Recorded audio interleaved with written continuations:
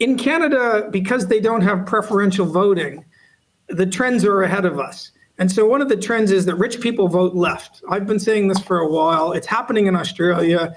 The kind of seats that the Teals won, they're not coming back, barring a financial meltdown where everyone moves back to the Conservatives.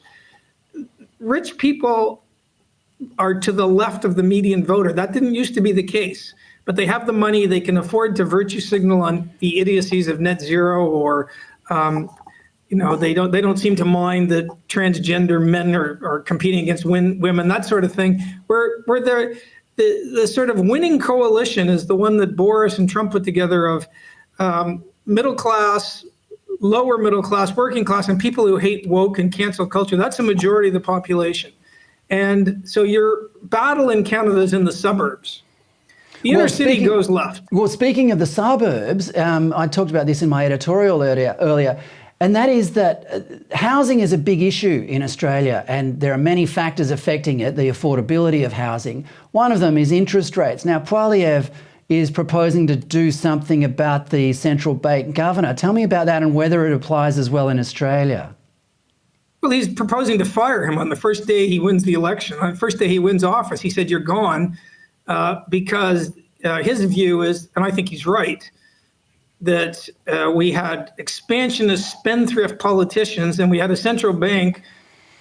They call it the Bank of Canada. We call it the Reserve Bank. In the U.S., it's the Fed. It's the Bank of England. But these are the people whose legislated job is to keep an eye on inflation.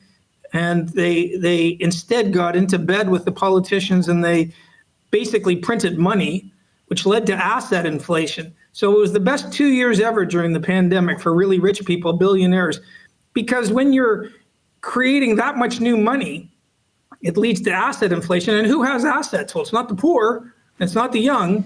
And so, if you have assets, you've had the greatest time ever. And I'm the most conservative law professor in the country, but it offends me that we've taken money from the poor to give to the rich. And we've got policies that take money, in effect, and life opportunities from the young to give to the old. And Pawle has just said, the governor of the Bank of Canada took his eye off the ball. He was sort of into this modern monetary theory. We can just create money. And he's going to be fired. But and of course, the chattering classes in Canada, they hate this. They just hate the fact that a politician would take out a member of the establishment bureaucracy. I think it's great. But taking out a member of the bureaucracy, but that's just one member, James. I mean, is sacking him the solution? Doesn't it require a more fundamental change than that? This is a particular sort of specialized area where if you put in your own guy who will actually try to get inflation under control and won't print money, the bureaucracy can't undermine that very easily. So I think he's picked a good target. We may be looking at going back to the late 1970s. So even now, the real inflation rate is negative.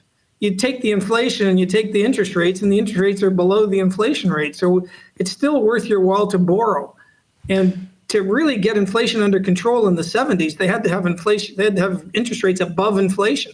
Well, that's going to be interest rates at what, 7, 8, 9%? It's going to be very painful if we have to do that.